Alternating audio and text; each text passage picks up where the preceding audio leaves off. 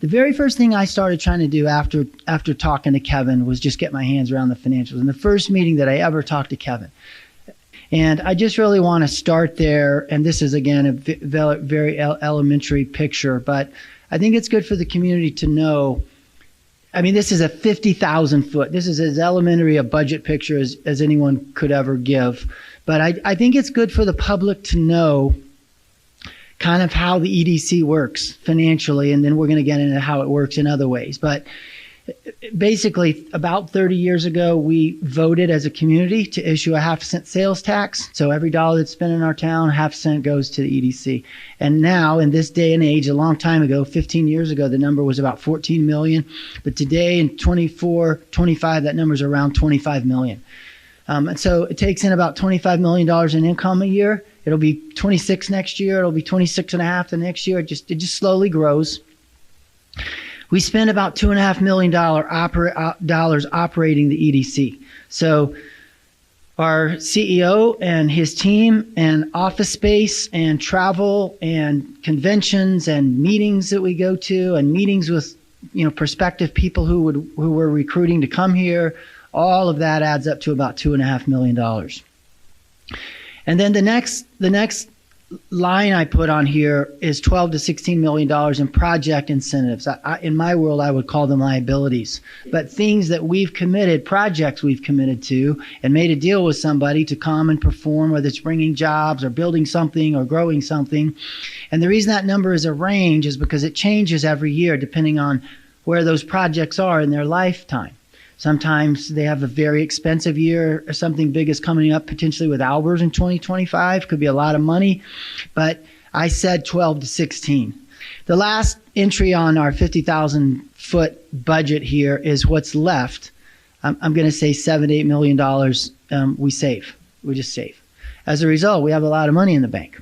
We have about $81 million in the bank. I put 85 on the presentation because the last time I saw the numbers, they were 85, but I just found out 1 hour ago we made somebody a payment, and so it's down to 81. But $85 million in the bank, and this year we may put $7 or $8 million more in the bank. We may not, and so we got a bunch of cash, and then we have on the books we have about $140 million in commitments, things that we have said. That we've made a commitment to, and there's a contract in place, and it says how we have to perform and what we got to pay. So we're cash flowing up there at the top. Like this thing's been run pretty conservatively. Like we're flush. That's good news.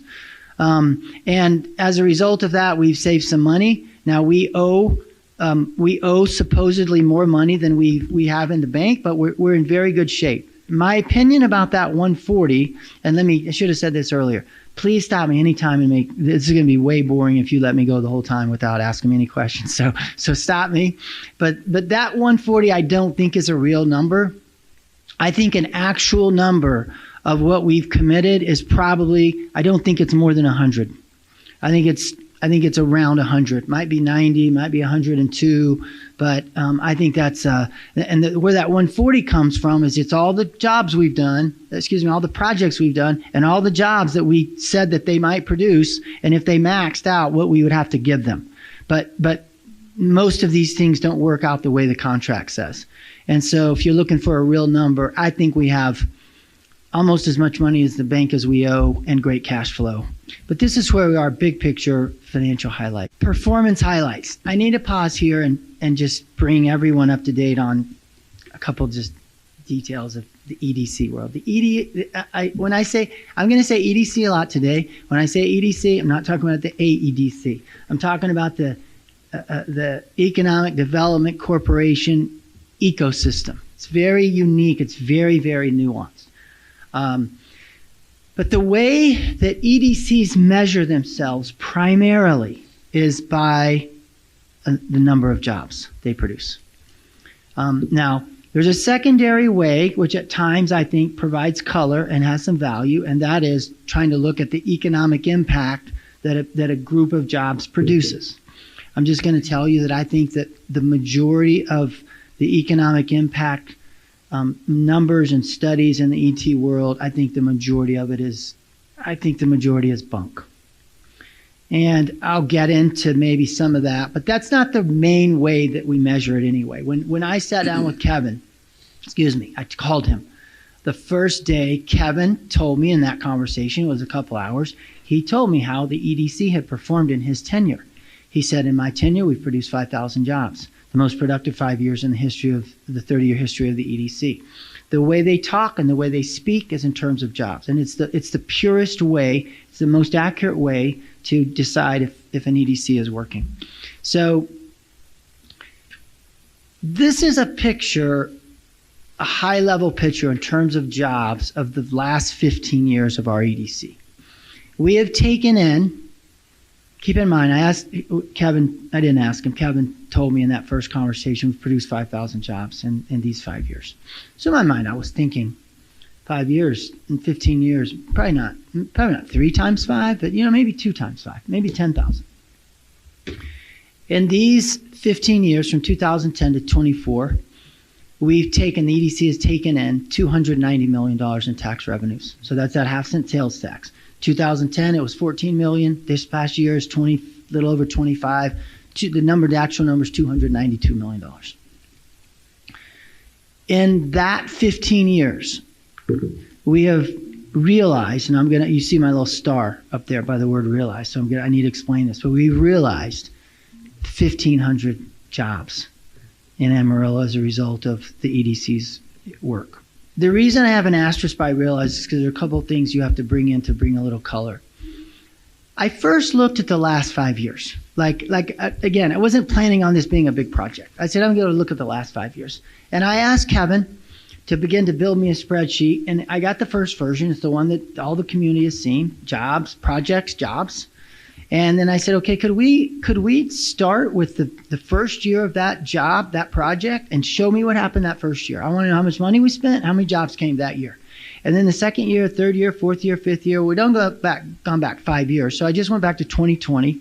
And a lot of those jobs are, but I didn't want to know the number of jobs that we said CVMR was going to produce. I wanted to know how many jobs it had produced so far. Okay? Because we got to get away. I'm going to get to this in a minute. We got to get away from these general observations that don't turn out to be really, they just don't leave the public knowing exactly what happened. I'm not saying anyone was being dishonest or misleading anybody. And then after 5 years, I thought we got to go look past 5 years because one, that set of 5 years is so young. The projects we did in 24, they haven't produced any jobs. 23 hasn't hardly produced any jobs. But even projects in 2020, 2021, maybe they got a year or two of jobs they've produced, but they're going to produce more jobs. But realized jobs, and I realized I got to go back 15 years if I really want to understand how the EDC is going, because I wanted to go back to jobs that were mature, that have been performing for 10 years or for 15 years. And one argument that could be made, in fact, somebody suggested that this would be a good idea, is that we've done some retention deals. We've paid companies money to keep jobs. And someone said, you might add the retention, and a fair observation of how the EDC has performed, you really maybe ought to add the jobs we retained. Just so you know, that number would take us up to 2,000. That's around 500.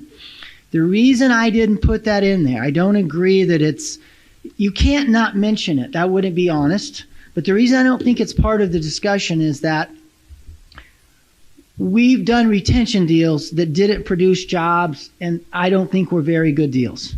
I'll give you an example. We did a deal with Maxor, and it had two parts. Part of it was to grow, where we would pay them to bring jobs, and part of it was to retain.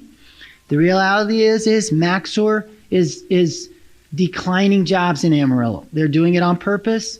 They went home for COVID, and they didn't ever quite come back. And people like call center people and like they don't need them to be in Amarillo anymore. And their jobs are shrinking. The number of employees that we're paying for, their number of employees are going down. But the retainer job we did pays them for the jobs even though they're going down. So there was an amount of jobs that they had, but the way the deal was done is if they go below that, we still pay them for the job. So we are paying Maxor to lose jobs. I wouldn't add that to how the EDC is done.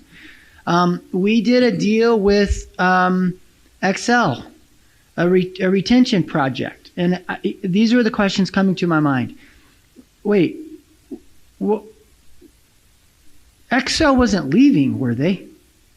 Like for instance, we did a deal with Quarter Horse. Quarter Horse was thinking about leaving, and we went and did a deal. I think it was a fine deal. We gave them some cash, and they stayed. Okay, maybe we could count those. I don't know. I think that would be a fair one. But we did a deal with Excel, and I said, was Excel leaving? Nope, they weren't leaving, but they were going to build a new office center, and they were going to build it outside of downtown. And the team in place at that time wanted them to be downtown. And so we gave them a deal to retain jobs to do their deal downtown. And the thought was if they would build, and I can't remember what it was. I think they spent $400 or $500 million on an office building. It's across the street from the ballpark, kind of helped downtown. I wouldn't count that as progress for the EDC. I'm not saying it was a bad decision, good decision, but we weren't losing any jobs. We gave them money so that they would build where that group of people wanted to build. So I think 1,500 is a more accurate picture. As a point of reference, we have some guidelines when we do deals with companies that we pay for the jobs that they produce new. And let me tell you, the process is very tight. It's very good. But as a point of reference, we pay between $10,000 and $15,000 a job. The higher paying the job, the more we pay. We've done a deal with Producer Owned Beef, $5,000. So it's as low as that. But as a point of reference, I picked 12.5.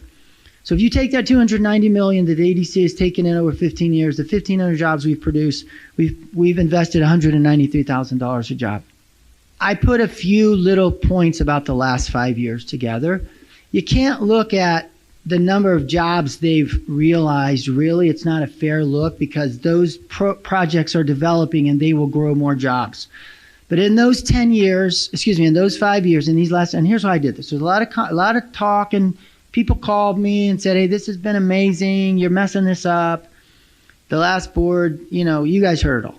So I just said, I'm going to look at the last 5 years. In the last 5 years, we took in $120 million in revenues, okay?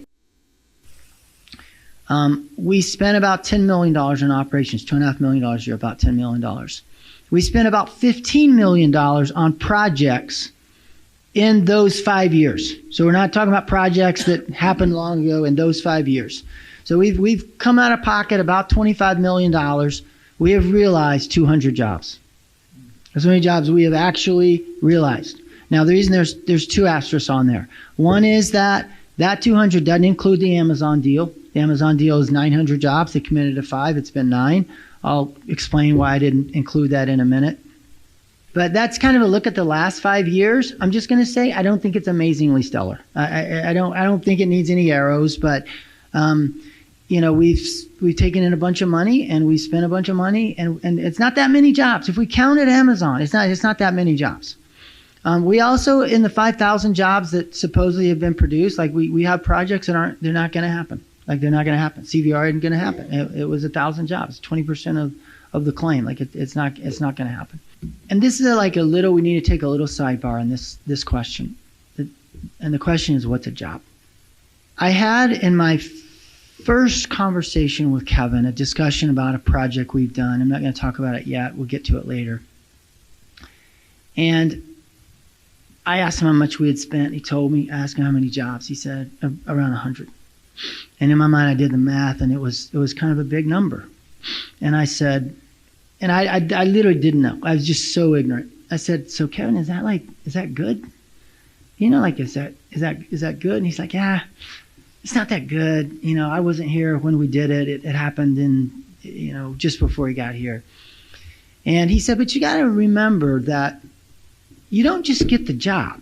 You get the job, and some percentage of the worker has a spouse, and some percentage of those people buy cars, and some percent of those people buy houses, and some percent of those people have kids that do things. And so he's basically talking about the economic impact of a job. And I said, well, wait a minute, Kevin. I said, and we're talking about a specific project, how many of those jobs, the people moved here? Like they didn't live here. And he said, I don't know. And he said, we don't keep up with that.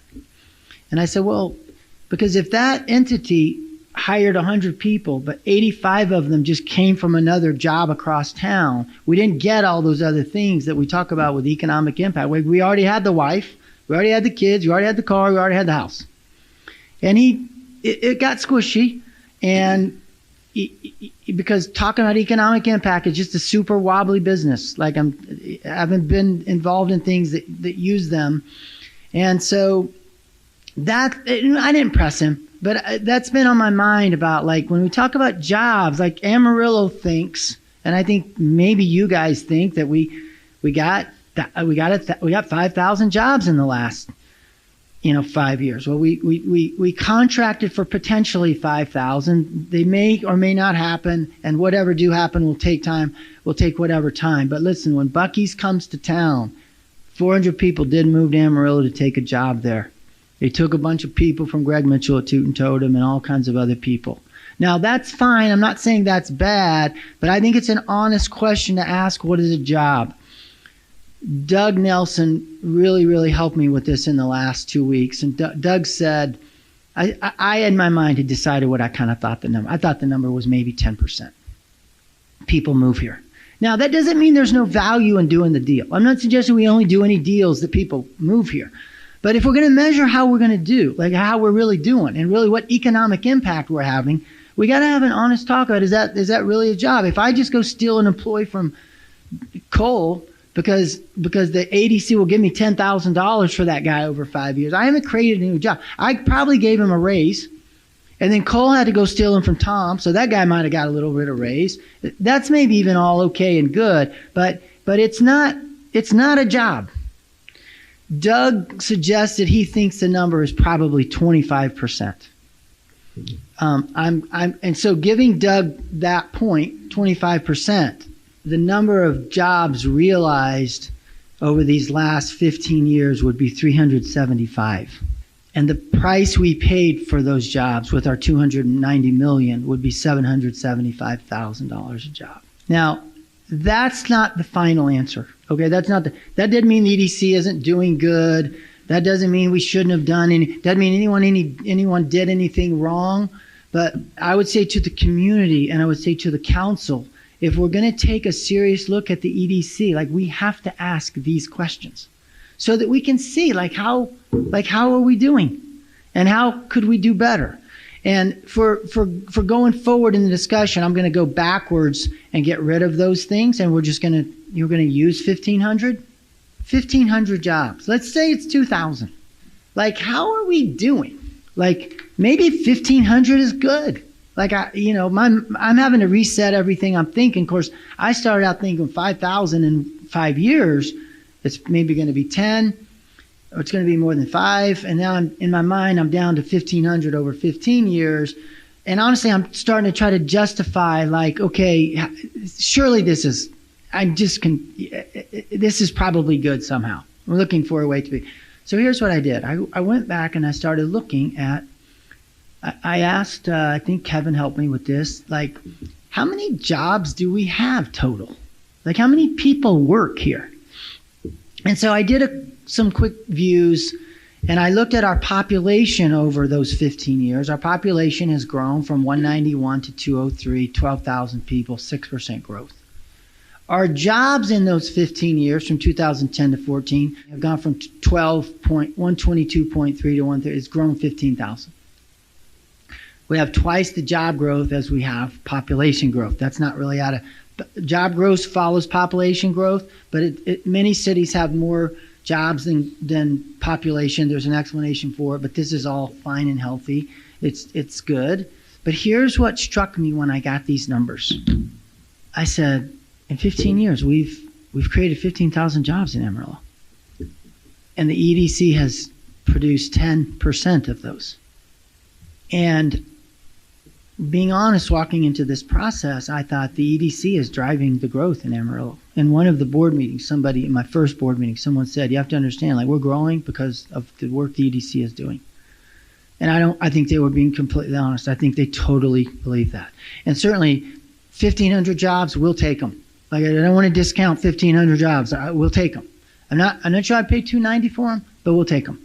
Amarillo has grown 13,500 jobs, like other jobs, like how? And this is, to me, very, very important. And you'll see it inform some of my conclusions as we get here.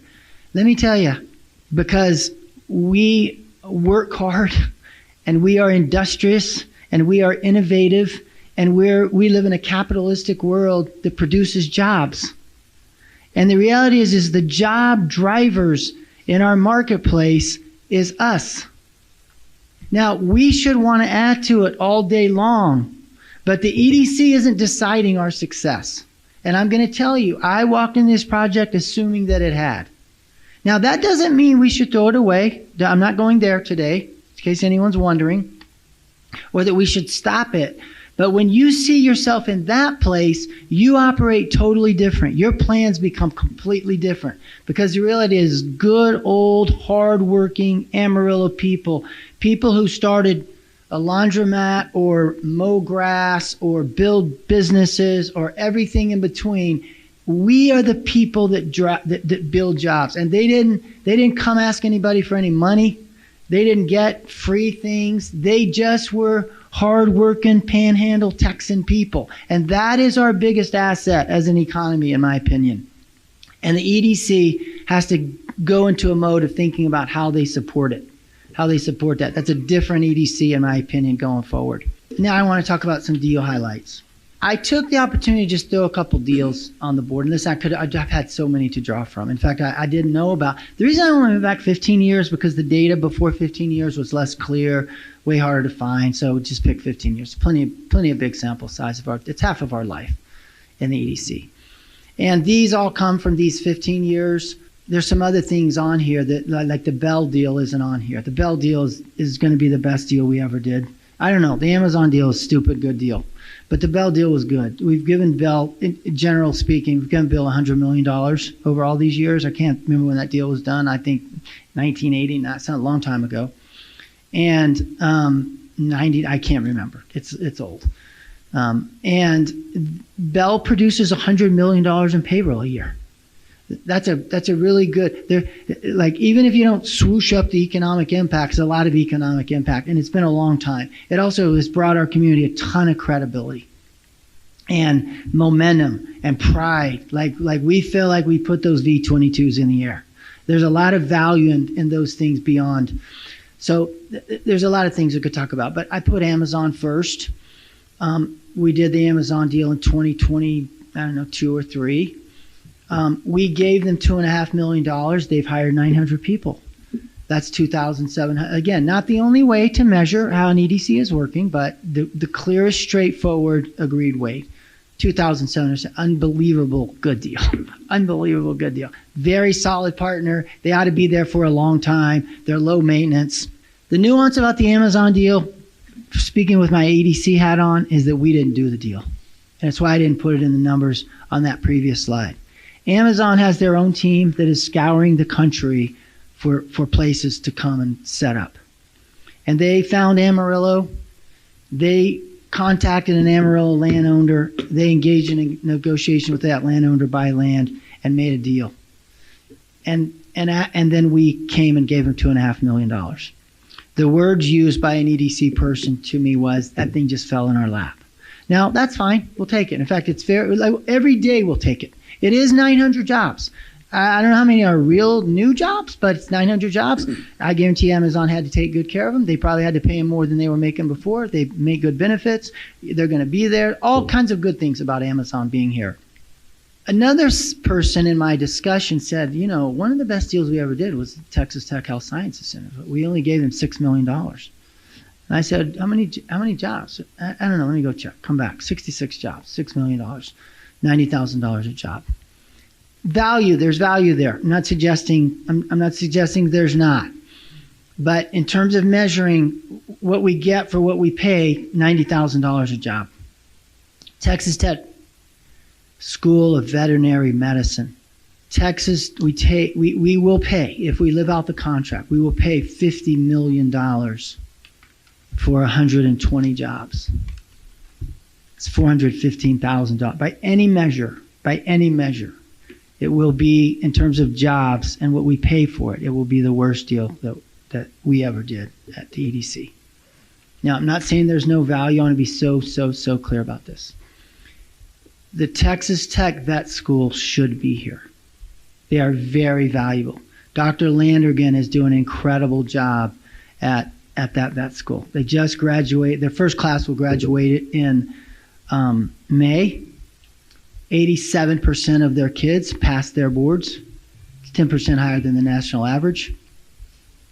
97% of those kids are going to go work in rural cities, towns. That's all what they said they would do. They promised that they would give us 50, I think, $50 million in payroll over the first 6 years of their term. In 2024, they produced, that's about $8 million in payroll a year. In 2024, they have about $12 million in payroll. Texas Tech is utterly performing, and they're incredible, and they're very valuable to our community. But we did a bad deal. I applaud Tech for how they did the deal and how smart they were. But when we're spending the community's money, we have to think every bit of the way. We have to think about how we're doing the deals. We made a lot of investment in that deal happening, and the bottom line is they needed $90 million. The EDC first came in with around 20. The private money wasn't coming in. I think they raised about total $20 million. And the bottom line is Tech was short $50 million. And even though we had made a big commitment at the EDC, and I was aware of this at the time because they were engaging me because they were asking me to give money. So I was aware of the details. And Tech came in to us late in the process and said, look, we're out of time. We don't have enough money. We need you to give us the rest of the money. And we raised our offer from it may have gone already above 20. At one point it was 20, may have gone up there, but we took it up to $69 million. And the reason I remember, I vividly remember, because I was being asked to give a bunch of money to the vet school, and I was very interested in giving money, but I was very cautious about it. So wait a minute, we can't give these people $70 million. I don't care how good it's going to be. We can't give them $70 million.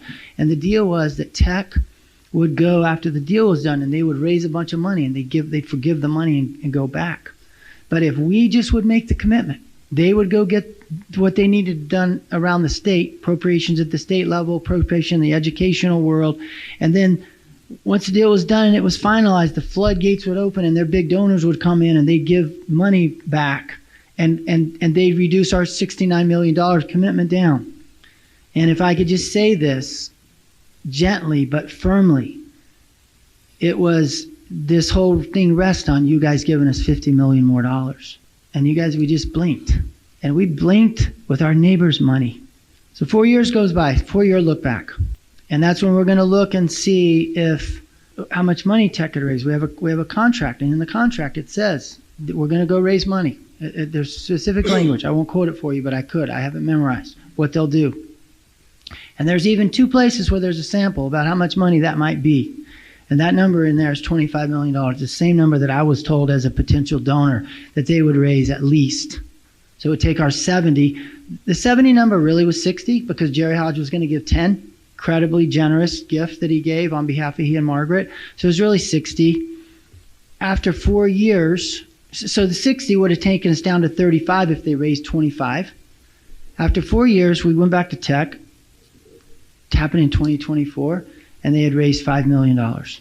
It was so kind of challenging to swallow that they forgave another 5. And we signed a new amendment in 2024, and we brought the deal down to 5 they had raised, and they forgave 5. That's what got us to 50. That's why we're going to pay 50. And I'm just going to say, as the chairman now, this doesn't feel good to me. This morning, I had a conversation with Ted Mitchell, who's the chancellor of Texas Tech, and I called him and I had this conversation with him. And I asked him to engage in a new discussion with us about reducing that number further. And he was incredible. And he said, I understand, absolutely. He's off having a grandbaby. So when I get back, we'll sit down and we'll have this conversation. I believe we'll reduce that number.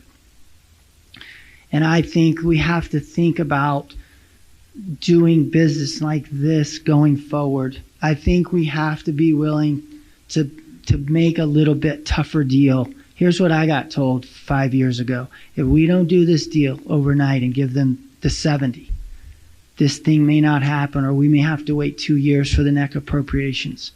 And I'm going to tell you what I would say as the chairman. I would say, fine, we'll wait. Because $70 million, this morning someone came to our meeting and said to the EDC, you're playing with house money. We're not playing with house money. We're playing with our neighbors' money. And I think we have to take a different approach. There's a lack of willingness to negotiate hard in the EDC world. It's not just in the Amarillo EDC, it's in the EDC world. And we have to change the way that we think about those things.